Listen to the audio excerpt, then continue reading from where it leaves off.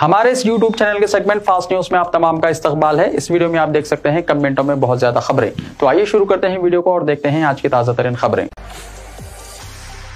तेलंगाना के नलगुंडा शहर में वाटर टैंक से नौजवान की नाश बरामद। 10 दिन से लापता था नौजवान, बल्दिया की लापरवाही पर अवाम की बरहमी।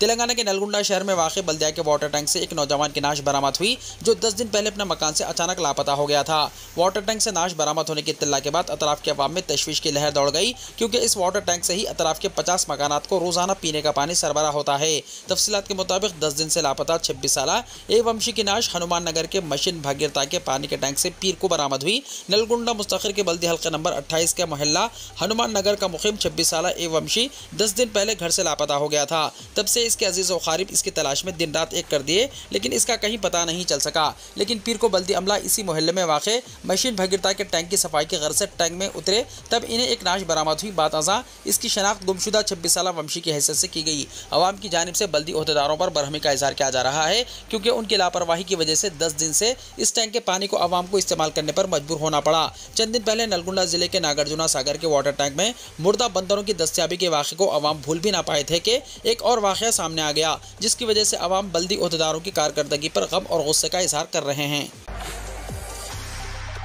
मानसून तेलंगाना में दाखिल हो गया। अवाम के लिए राहत की खबर है। तेलंगाना में मानसून दाखिल हो गया। नागर कर्नूल गदवाल नलगुंडा में मानसून दाखिल हो गया और वो रियासत भर में पेशरफ्त कर रहा है। आमतौर पर जून के दूसरे हफ्ते में तेलंगाना में मानसून दाखिल होता है, लेकिन जारिया साल एक हफ्ता पहले ही मानसून रियासत में दाखिल हो गया। महकमे मौसमियात के ओहदेदारों के मुताबिक इस मरतबा मामूल से ज़्यादा बारिश होने का इम्कान है। इसी दौरान पीर से बारिश की पेशकशी की गई है और मंगल से 3 दिनों तक रियासत के जुनूबी अजला में बारिश का इम्कान जाहिर किया गया है। चंद घंटों बाद लोकसभा उम्मीदवारों की किस्मत का होगा फैसला। वोटों की गिनती की तमाम तैयारियां मुकम्मल।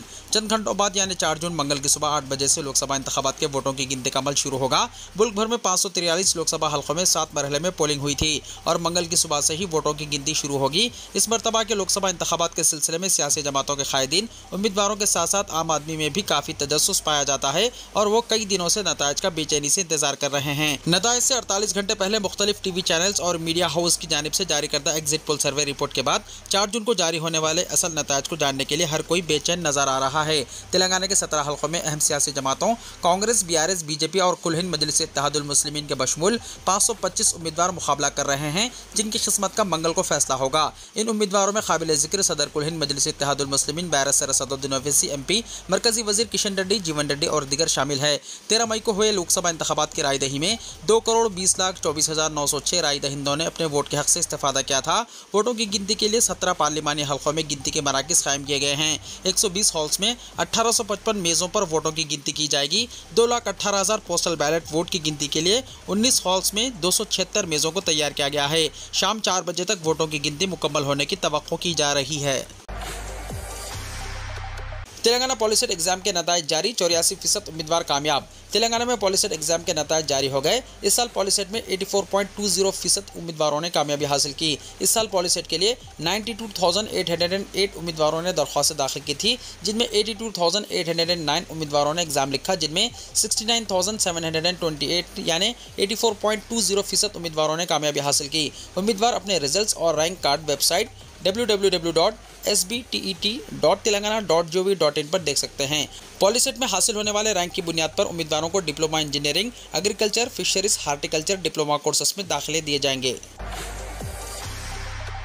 शहर हैदराबाद एक अहम एजाज से हो गया महरूम। 10 सालों से सजाए रखा था ये ताज। अब तक हैदराबाद तेलंगाना और आंध्र प्रदेश दोनों का दारुल हुकूमत हुआ करता था, लेकिन अब से हैदराबाद सिर्फ तेलंगाना का दारुल हुकूमत होगा। आंध्र प्रदेश तंजीम-ए-नौ एक्ट 2014 की वजह से हैदराबाद 2 जून से तेलंगाना और आंध्र प्रदेश का मुश्तरका दारुल हुकूमत नहीं रहा। 2014 में आंध्र प्रदेश की तकसीम के बाद हैदराबाद को 10 साल के लिए दोनों रियासतों का दारुल हुकूमत बनाया गया। 2 जून 2014 को तेलंगाना आंध्रा से अलग होकर 29वीं रियासत बन गई। हैदराबाद हिंदुस्तान के सबसे बड़े मेट्रो शहरों में से एक है। दुनिया की बड़ी कंपनियों के दफातर यहाँ हैं। हैदराबाद का शुमार दुनिया के 10 तेजी से तरक्की करने वाले शहरों में होता है। हैदराबाद की GDP $200 बिलियन से तजावुज़ करने की उम्मीद है। तेलंगाना के चीफ मिनिस्टर रेवंत रेड्डी ने गुज़िश्ता महीने ओहदेदारों से कहा था कि वो 2 जून के बाद lake view government guest house जैसी सरकारी इमारतों को अपने कब्जे में ले लें। याद रहे कि फरवरी 2014 में आंध्र प्रदेश को तकसीम करके तेलंगाना बनाने का बिल पार्लियामेंट में मंजूर किया गया था। इसके बाद तेलंगाना 2 जून 2014 को अलग रियासत बन गया। आंध्र प्रदेश रीऑर्गेनाइजेशन एक्ट के सेक्शन 5(1) के मुताबिक हैदराबाद को 2 जून 2014 से अगले 10 सालों के लिए आंध्र प्रदेश और तेलंगाना का मुश्तरका दारुल हुकूमत बनाया गया था। इस कानून की दफ़ा 5(2) में कहा गया था कि 10 साल बाद हैदराबाद सिर्फ तेलंगाना का दारुल हुकूमत रहेगा और आंध्र प्रदेश का नया दारुल हुकूमत बनाया जाएगा। रियासती सेक्रेटेरिएट BR अम्बेडकर में बाज़ अहम तब्दीलियाँ। रेवंत रेड्डी हुकूमत ने रियासती सेक्रेटेरिएट BR अम्बेडकर में बाज़ अहम तब्दीलियाँ की हैं। चीफ मिनिस्टर रेवंत रेड्डी का काफिला जो असल बाबुल दाखिला के जरिए सेक्रेटेरिएट में दाखिल होता था, अब मगरबी गेट के जरिए सेक्रेटेरिएट में दाखिल होगा और रवानगी मशरक़ी गेट से होगी। AIS और IPS ओहदेदारों की आमद मामूल के मुताबिक साउथ ईस्ट गेट से होगी। रेवंत रेड्डी के चीफ मिनिस्टर बनने के बाद पहली मरतबा सेक्रेटेरिएट में ये तब्दीलियाँ की गई हैं। वाज़ेह है कि PCC के सदर बनाए जाने के बाद रेवंत रेड्डी ने पार्टी हेडक्वार्टर्स गांधी भवन में भी वास्तु के मुताबिक बाज़ तब्दीलियाँ की थी। अब उन्होंने सेक्रेटेरिएट में भी बाज़ तब्दीलियाँ की हैं। बुरखे का गलत इस्तेमाल। ड्रग्स केस में मुलविस तेलुगु अदाकारा हेमा ने मीडिया से बचने के लिए पहन लिया बुरखा। बेंगलुरु रेव्यू पार्टी में ड्रग्स लेने वाली तेलुगु फिल्मों की अदाकारा हेमा ने मीडिया से बचने के लिए बुरखे का गलत इस्तेमाल किया है। बेंगलुरु के इलेक्ट्रॉनिक सिटी में 19 मई को बेंगलुरु की साइबर क्राइम पुलिस ने एक फार्म हाउस पर धावा करते हुए कई अफराद को गिरफ्तार किया था। उन तमाम के टेस्ट किए गए जिसमें 86 अफराद के ड्रग्स लेने का इंकशाफ हुआ, जिनमें तेलुगु अदाकारा हेमा भी शामिल थी। इसने मीडिया से बचने के लिए उस वक्त भी एक वीडियो सोशल मीडिया पर शेयर करते हुए रेव्यू पार्टी में शिरकत न करने का दावा किया था, लेकिन पुलिस ने हेमा के पकड़े जाने की इत्तला मीडिया को दी थी। इसके बाद पुलिस ने पूछताछ के लिए हाजिर होने के लिए 2 मरतबा अदाकारा को नोटिस जारी किया था, लेकिन वो हाजिर नहीं हुई। आज तीसरी नोटिस पर अदाकारा हेमा पुलिस तहकीकात में हाजिर हुई, जहां पुलिस ने इन्हें मजिस्ट्रेट के सामने पेश किया और इसे 14 दिन की अदालती तहवील में दे दिया। जेल मुंतकिल करने से पहले पुलिस ने अदाकारा हेमा को तिब्बी मुआयने के लिए हॉस्पिटल ले गई, जहाँ अदाकारा ने मीडिया से बचने के लिए बुरखा पहन रखा था। कविता मजीद 1 महीना जेल में रहेंगी, जमानत की दरख्वास्त मुस्तरद। BRS रुकन कानून साज कौंसिल कविता की अदालती तहवील में फिर एक मरतबा तोसी की गई है। दिल्ली की रोज एवेन्यू कोर्ट ने 3 जुलाई तक कविता के जुडिशल रिमांड में तोसी के अहकाम जारी किए। अदालती तहवील का वक्त खत्म होने के पेश नज़र पीर को कविता को हाजिर अदालत किया गया था, जिस पर अदालत ने ताज़ा तौर पर उनकी अदालती तहवील में तोसी के अहकाम जारी किए हैं। दिल्ली शराब स्कैम मामले में इन्फोर्समेंट डायरेक्टरेट ने कविता के रोल से मुताल्लिक सप्लीमेंट्री चार्जशीट दाखिल की है। ताज़ा अहकाम के मुताबिक वो 1 महीने तक जेल में रहेंगी। दूसरी जानिब इस मामले में CBI केस से मुताल्लिक कविता की अदालती तहवील पर दोपहर 2 बजे समाअत होगी। इन्हें वीडियो कॉन्फ्रेंस के जरिए हाजिर अदालत किया जाएगा। तेलंगाना में पुराने तरीके पर ही जारी होंगे ड्राइविंग लाइसेंस। तेलंगाना रियासत में ड्राइविंग लाइसेंस कुछ दिनों तक पुराने तरीके पर ही महकमे ट्रांसपोर्ट के दफातर में जारी किए जाएंगे। इसकी वजह यह है कि रियासती हुकूमत ने ड्राइविंग लाइसेंस के इजरा को आसान बनाने के लिए मरकजी हुकूमत के नए रहनुमाना खतूत का जवाब नहीं दिया है। नतीजे के तौर पर गाड़ी चलाने वालों को पुराने तरीके से ही लर्नर लाइसेंस के साथ स्लॉट बुक करना पड़ेगा और मुतल्लिका RTO ऑफिस में तहरीरी एग्जाम में हाजिर होना पड़ेगा। इसके बाद मुस्तकिल लाइसेंस सिर्फ उसी सूरत में हासिल किया जा सकता है जब कोई मुकर्ररा वक्त में ड्राइविंग टेस्ट पास कर ले। मरकजी हुकूमत के नए कवायद के मुताबिक ड्राइविंग लाइसेंस के लिए RTO ऑफिस जाने की जरूरत नहीं है। सिर्फ RTA के रजिस्टर प्राइवेट ड्राइविंग स्कूल ही टेस्ट करवाते हैं और मोटरसाइकिलों को लर्निंग सर्टिफिकेट जारी करते हैं। लर्निंग सर्टिफिकेट की बुनियाद पर RTO ऑफिस में मुस्तकिल लाइसेंस के लिए दरख्वास्त दाखिल कर सकते हैं वो लोग जिन्होंने RTO के मुसल्लमा ड्राइविंग स्कूल में गाड़ी चलाना सीखी है। सिर्फ इन्हें ही टेस्ट के लिए ऑफिस में हाजिर होना होगा। नए कवायद के मुताबिक आलूदगी कम करने के लिए 9 लाख पुरानी सरकारी गाड़ियों को मरहलेवार खत्म किया जाएगा। तेज रफ्तारी से गाड़ी चलाने वालों पर 1000 रुपये से 2000 रुपये तक जुर्माना आयद किया जाएगा। अगर नाबालिग अफराद गाड़ी चलाते हुए पकड़े गए तो 25,000 रुपये जुर्माना आयद किया जाएगा और गाड़ी के मालिक का ड्राइविंग रजिस्ट्रेशन कार्ड मनसूख कर दिया जाएगा। पकड़े गए नाबालिग को 25 साल की उम्र तक ड्राइविंग लाइसेंस जारी नहीं किया जाएगा। इंतखाबी नतायज से पहले सोना हुआ सस्ता, चांदी की भी चमक हुई कम। लोकसभा इंतखाबात के नतायज से पहले घरेलू सराफा बाजार में गिरावट का रुझान नजर आ रहा है। इस कमी की वजह से मुल्क के सराफा बाजारों में 24 कैरेट सोना 73,190 रुपये से 72,540 रुपये फी 10 ग्राम की सतह पर कारोबार कर रहा है। इसी तरह 22 कैरेट सोना 67,090 रुपये से 66,490 रुपये की सतह पर फरोख्त हो रहा है। सोने की तरह चांदी की कीमत में भी आज कमी आई है। इस गिरावट की वजह से दिल्ली के सराफा बाजार में चांदी 93,400 रुपये फी किलो की सतह पर कारोबार कर रही है। मुल्क की राजधानी दिल्ली में आज 24 कैरेट सोना 72,690 रुपये फी 10 ग्राम पर कारोबार कर रहा है, जबकि 22 कैरेट सोने की कीमत 66,640 रुपये फी 10 ग्राम दर्ज की गई है। इसी तरह मुंबई में 24 कैरेट सोना 72,540 रुपये फी 10 ग्राम और 22 कैरेट सोना 66,490 रुपये फी 10 ग्राम में फरोख्त हो रहा है। मुल्क की दीगर रियासतों की तरह कर्नाटका, तेलंगाना और ओडिशा के सराफा बाजारों में भी आज सोने की कीमत में कमी आई है। इन तीनों रियासतों के दारुल हुकूमतों बेंगलुरु, हैदराबाद और भुवनेश्वर में 24 कैरेट सोना आज 72,540 रुपए फी 10 ग्राम पर कारोबार कर रहा है। साथ ही इन तीनों शहरों के सराफा बाजारों में 22 कैरेट सोना 66,490 रुपए फी 10 ग्राम की सतह पर फरोख्त हो रहा है। इंतखाबी नतायज एग्जिट पोल्स के उलट होंगे, सोनिया गांधी ने कहा। कांग्रेस क़याद सोनिया गांधी ने कहा है कि इंतखाबी नतायज हमारी तवक्को के मुताबिक होंगे। लोकसभा इंतखाबात की पोलिंग के अख्ताम के बाद एग्जिट पोल्स जारी किए गए हैं, जिनमें से अक्सरियत ने बीजेपी के इख्तिदार पर वापसी की पेशकश की है। इसी दौरान कांग्रेस लीडर सोनिया गांधी का पहला बयान सामने आया है। उन्होंने कहा कि इंतजार कीजिए, हमें पूरी उम्मीद है कि नतायज एग्जिट पोल के उलट हमारी तवक्को के मुताबिक होंगे। जहाँ अक्सरियत ने बीजेपी को इख्तिदार मिलने का एग्जिट पोल जारी किया है, वहीं DP लाइव ने इंडिया इत्तेहाद को इख्तिदार की पेशकश की है। ये तो थे एग्जिट पोल्स। हक़ाइक़ का कल इंकशाफ हो जाएगा जब नतायज जारी किए जाएंगे।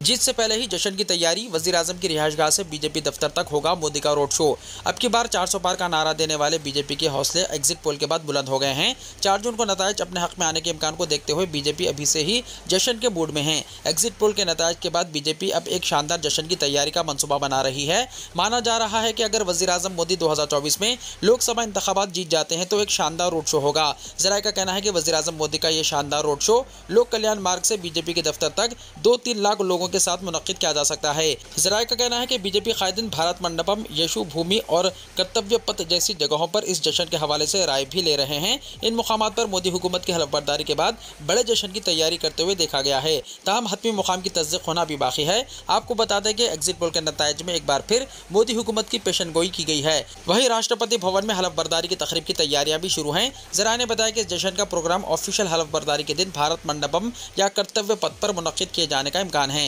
इसे हिंदुस्तान के सकाफती वर्से की नुमाइश के तौर पर थीम में रखा जा रहा है।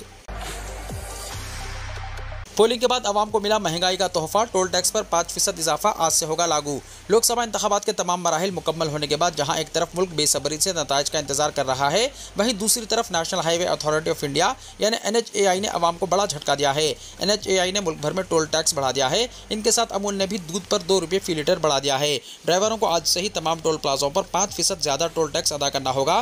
मालूमात के मुताबिक हाईवे यूजर्स फीस को सालाना नजरसानी के तहत 1 अप्रैल से लागू किया जाना था, लेकिन लोकसभा इंतखाबात की वजह से ये इजाफा मुलतवी कर दिया गया था। NHAI के एक सीनियर अफसर ने बताया कि नई शरहें 3 जून 2024 से लागू होंगी।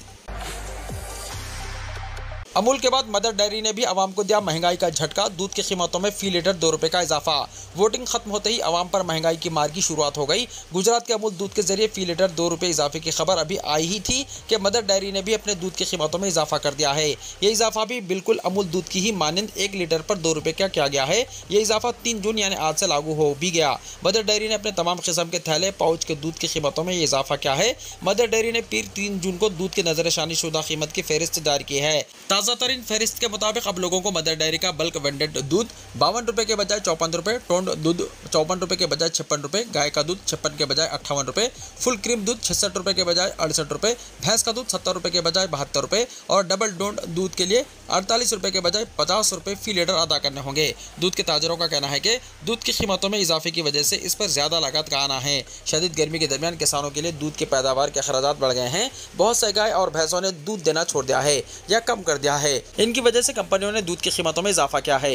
गुजरात कोऑपरेटिव दूध मार्केटिंग फेडरेशन ने पीर से दूध की कीमतों में तकरीबन 2 रुपये फी लीटर का इजाफा कर दिया है।